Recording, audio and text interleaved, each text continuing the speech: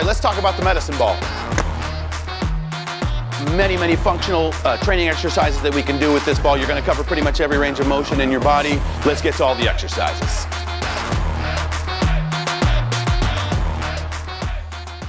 This is a medicine ball exercise called the X roll. Now what you want to try to do is stabilize your hips. Don't really let them shift as you move into a three-legged downward dog. When you move into the three-legged downward dog, you're rolling the ball back to the opposite foot, forward, across to the other hand, and then to the opposite foot again. You're going to keep repeating this exercise while you try to hinge at the hips and get your hips as high as you can. You want to feel a stretch in your hamstrings, but this exercise is designed to help strengthen your core. This is a reverse lunge. We're going to do this one with a medicine ball. So first thing what you want to do is extend your leg straight back.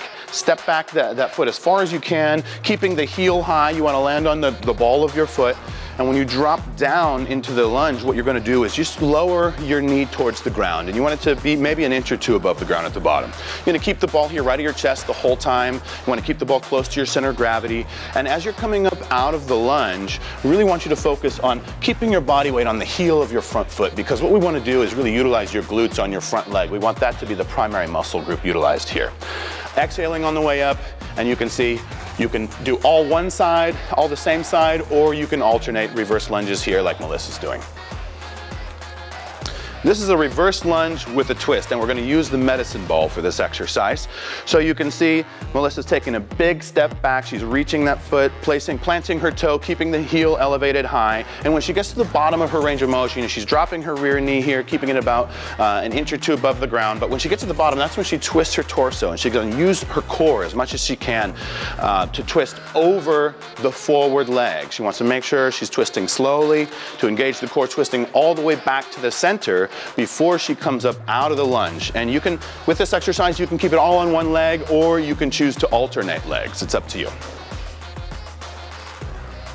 This is a reverse lunge with a press. So we're using the medicine ball again. Melissa's holding the ball in both hands, keeping her elbows in close, torso is tall. As she steps back into the lunge, she's reaching, extending that leg as far as she can without shifting her center of gravity back onto the rear foot. She's trying to maintain a majority of her body weight on the front leg. Now you can see she's dropping down into the lunge, keeping her knee pretty close to the ground, maybe an inch or two above the ground, but she's really trying to keep most of her body weight on that front leg so she can utilize her glutes on her front leg primarily to drive up and out of this position. You can see at the bottom of the range of motion, she's including that shoulder press, right? So this is a very dynamic movement. It's a full body movement that's going to challenge you. And the intensity here, you can change if you want to change. If you want to grab more weight, have your medicine ball, makes it a little bit more or less challenging depending on the weight or the speed. Okay, this is a Russian twist. We're using a medicine ball for this exercise. It's a core exercise. And first what you want to do is lean back into this position with your core engaged. You're going to have a slight bend in your knees. You can keep your feet on the ground, that's fine. A little bit more challenging if you lift your legs off the ground, so that's a modification. But what you want to do is keep the ball at chest height the whole time, and notice elbows flared out to the sides. You don't want to shift your torso all the way over to the side. Instead, you want to try to twist as much as you can, engaging the core muscles, utilizing that transverse plane, and you're just going to touch your elbows to the ground and trying to exhale as you twist, inhale as you come across.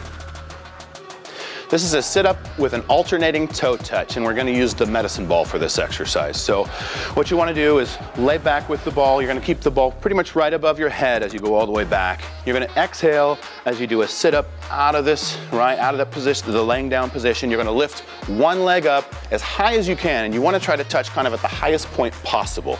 And then you're going to alternate legs each time, so you can see nice, slow, controlled movement. This movement is designed to really strengthen your core and your hip flexors. So try not to go through it quickly. Take your time. This is about engaging the core as best you can. So this is a staggered push-up, and we're going to use the medicine ball. The ball's not going to go anywhere. It's going to stay in the same spot the entire time.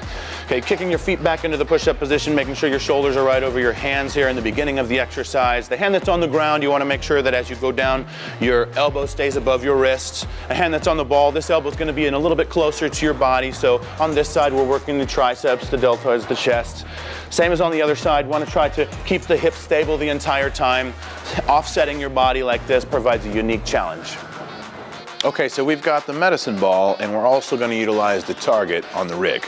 And so what we need to do is drop into a squat, and on the way up, we're going to create a lot of power through our hips, and we're going to use that momentum and velocity, drive our hands up and push the ball all the way up to the target. It's going to bounce off the target a little bit. Keep your hands up, be prepared to catch the ball. When you do catch the ball, you're going to absorb that momentum on the way back down into your arms, into your legs, dropping right back down into a squat, and then you'll fire it right back up again. Ryan, why don't you show them what it looks like?